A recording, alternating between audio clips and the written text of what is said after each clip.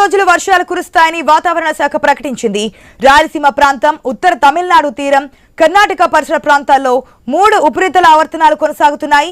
వీటి ప్రభావంతో రాష్ట్రంలోని కొన్ని ప్రాంతాల్లో భారీ వర్షాలు కురిసే అవకాశం ఉందని వాతావరణ కేంద్రం తెలిపింది. మిగిలిన ప్రాంతాల్లో రాబోయే 3 రోజుల్లో తేలికపాటి నుంచి ఒక మోస్తారు వర్షాలు కురవచ్చని పేర్కొంది. ఇవాళ ప్రకాశం, శ్రీ పొట్టి శ్రీరాములు నెల్లూరు, కర్నూలు, నంద్యాల, అనంతపురం, శ్రీ సత్యసాయి, తిరుపతి, చిత్తూరు జిల్లాలోని కొన్ని ప్రాంతాల్లో భారీ వర్షాలు కురుస్తాయని అంచనా వేస్తోంది. పిడుగులతో కూడిన వర్షాల నేపథ్యంలో ప్రజలు తగిన జాగ్రత్తలు తీసుకోవాలని విపత్తు నిర్వహణ సంస్థ సూచించింది.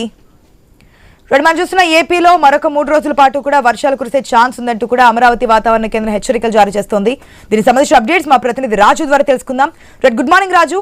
మరొక 3 రోజులు ఉపరితల ఆవర్తనాల ప్రభావంతో ఏపీలోని కొన్ని జిల్లాల్లో అయితే అతి భారీ వర్షాలు పడే అవకాశం ఉందంటూ కూడా అమరావతి వాతావరణ కేంద్రం హెచ్చరికలు జారీ చేస్తుంది. ఏ జిల్లాలకు ఎక్కువ ఎఫెక్ట్ ఉండే ఛాన్స్ ఉందనుకోవచ్చు? ఆయా ప్రాంతాల అధికారులు తీసుకున్నటువంటి చర్యలు ఏంటి?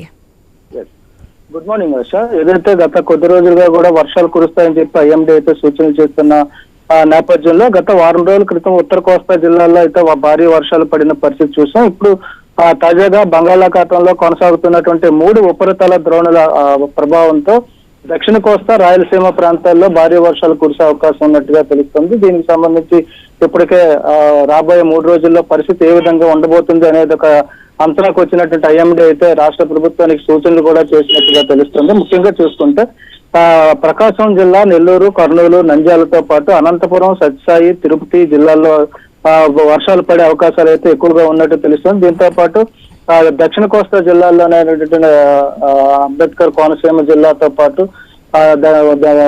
దక్షిణ ఉత్తర జిల్లాలతో పాటు ఏపీలో మరికొన్ని ప్రాంతాల్లో ఈ వర్షాలు అయితే కురిసే అవకాశం ఉన్నట్టుగా తెలుస్తుంది. దీనికి సంబంధించి రైతులు కూడా దీని పట్ల అయితే హర్షం వ్యక్తం చేస్తున్నారు. అంటే వర్షాల కోసం ఎదురు చూస్తున్నటువంటి రైతులు ఇప్పటికే నాట్లు వేసిన పరిస్థితి ఉంది. వర్షాలు పడితే పంటలు పండే అవకాశాలు ఉన్న నేపథ్యంలో గత వారం రోజులుగా కూడా వాతావరణంలో విభిన్నమైన మార్పులు ఉన్న నేపథ్యంలో ఈ వర్షాల కోసం అయితే రైతులు ఎదురు చూస్తున్నారని చెప్పొచ్చు. ఇది ఒక రకంగా రైతులకి శుభవార్తగానే చెప్పొచ్చు ఆశ.